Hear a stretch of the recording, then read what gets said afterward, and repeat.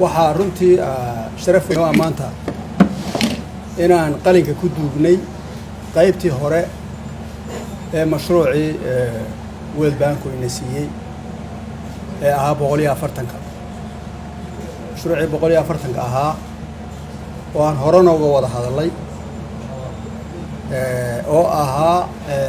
abaalmarin aan odhan karo shaqadii aan soo qabanay ee ahayd geedi socodka deen cafiska waan muddo dheer ku soo jiray 80kii u horeeyay oo madaxda World Bank soo ansixisay ayaan maanta saxeexnay waxa markaa maanta bilaabmaya waxa weeye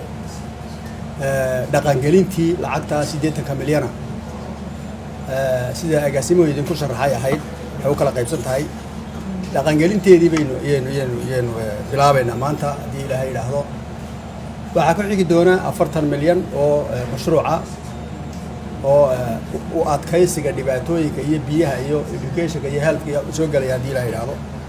ayaa iyaguna ku xiga 20 milyan oo kale oo iyaguna quwadeynta dawladda shaqada wada ayaa ku xiga 140 kaas horta halkaas ay ku dhamaanaya 140 kaas waxay ahaayeen shaqadii aan soo qabanay ayaa layna yiri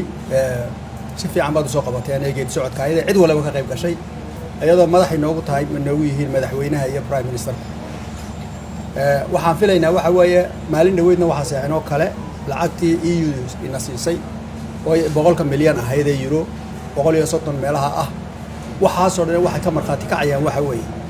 shaqada aan soo qabanay hadaan tahay dadka iyo dalka Soomaaliyeed hadaan nahay dawladda iyo dalka oo dadka wada socda shaqadan soo qabanay way ka marxaati kacaysaa xaqiiqadu waxa weeye hadaan sidaa ku sii socono inaan meelo waaweyn gaari doono oo adduunyada la tis qaadi doono adduunyada la falgeli karo aan inaga lafteena wax qabsan karo waxa kale oo ku darayaa halkan anoo ka faa'iideysanay fursaddan shalayto waxa la approve gareeyay maahan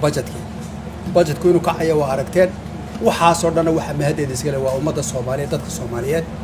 ee nagala qayb galaya geedi socodka in ama deynta la inaga cafiyo ama dalkeenii dhaqaalihiisa la soo noqon hadii beedma waxa filaynaa sanadka soo socda inay wax ka wanaagsan ma dooraan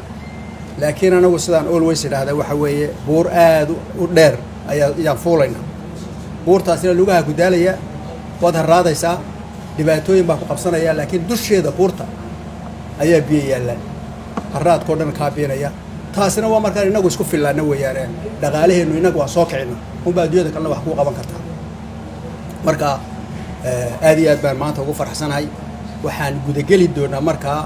hirgelinta mashruucan baan oo cid walba gaarayo dadka Soomaaliyeed la siiyay halkana lama siin meel kale dadka ummadda Soomaaliyeed baa lacagta